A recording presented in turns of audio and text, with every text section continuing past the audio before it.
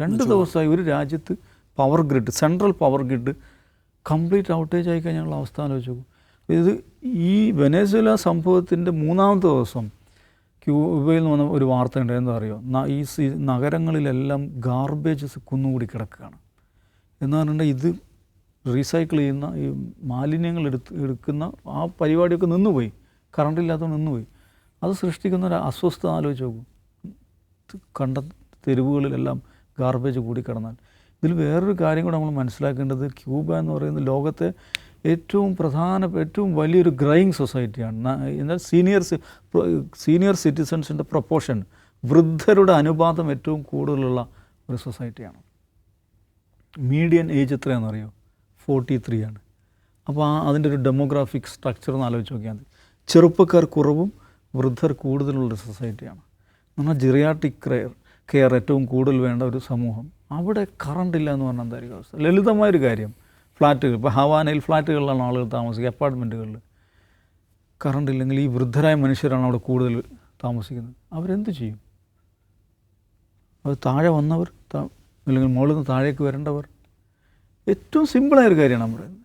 അപ്പോൾ സാധാരണഗതിയിൽ ഒരു ഡെമോഗ്രാഫിക് സ്ട്രക്ചർ വെച്ച് ഓൾറെഡി വീക്കായിട്ടുള്ളൊരു സൊസൈറ്റിയാണത്. ലോകത്ത് ഏറ്റവും കൂടുതൽ മൈഗ്രേഷൻ നടക്കുന്ന ഒരു സൊസൈറ്റിയാണ്. ചെറുപ്പക്കാർ കൂട്ടത്തോടെ രാജ്യം വിട്ടുകൊണ്ടിരിക്കുകയാണ്. അത് വെനസ്വേല അങ്ങനെ തന്നെയായിരുന്നു, ക്യൂബയും അങ്ങനെ തന്നെയാണ്. അവിടെ നിന്ന് കടൽ നീന്തിയാൽ മയാമി തീരത്ത് എത്തിച്ചേരാവുന്നതാണ്. അമേരിക്കയിൽ തന്നെയും ധാരാളം ക്യൂബക്കാരുണ്ട്. അപ്പോൾ അതുകൊണ്ട് ഒന്നും ചെയ്യാൻ പറ്റില്ല. ഇതിനു മുമ്പിൽ ഇങ്ങനെ നിശ്ചേഷ്ടരായി നിൽക്കുക എന്നുള്ള ക്യൂബക്കൊന്നും ചെയ്യാനില്ല. ഇപ്പോൾ പറഞ്ഞാൽ ക്യൂബൻ പ്രസിഡൻറ്റ് പറഞ്ഞത് എന്താണ് ഞങ്ങൾ തമ്മിലുള്ള അമേരിക്കയിലുള്ള ഡിഫറൻസ് എന്താണ് നമുക്ക് പറഞ്ഞ് പരിഹരിക്കാമെന്നാണ്. എന്ത് പറഞ്ഞ് പരിഹരിക്കാൻ? I take it, I free it, എന്നാണ്, I will do whatever I can do എന്നാണ് ഇയാൾ പറയുന്നത്. ഒരു കയ്യിൽ ഒരു കളിപ്പാവ് പോലെ ഒരു രാജ്യത്തെ കാണുകയാണ്. ഒരു ഫ്രണ്ട്ലി ടേക്ക് ഓവറാണ് ഞാൻ ഉദ്ദേശിക്കുന്നത് കേട്ടോ എന്ന് പറഞ്ഞിട്ടുണ്ട്. അപ്പോൾ ഇങ്ങോട്ട് വാ എന്ന് പറഞ്ഞിട്ട് ക്യൂബയെ അമേരിക്കയുടെ 51ാമത്തെ സ്റ്റേറ്റാക്കി മാറ്റിക്കഴിഞ്ഞാൽ അത്ഭുതപ്പെടാനില്ല. അങ്ങനെ ഒരു റെസിസ്റ്റൻസ്, അതിനകത്തുള്ള റെസിസ്റ്റൻസിലെ ശേഷിയില്ല. പിന്നെ അങ്ങനെ ഒരു റെസിസ്റ്റൻസ് ബ്ലോക്കില്ല. അല്ലെങ്കിൽ ഇറാനിൽ നിന്നോ അല്ലെങ്കിൽ ഗസയിൽ നിന്നോ ഫലസ്തീനിൽ ഉണ്ടാകുന്ന പോലെ ഒന്ന് ആലോചിച്ച് നോക്കൂ.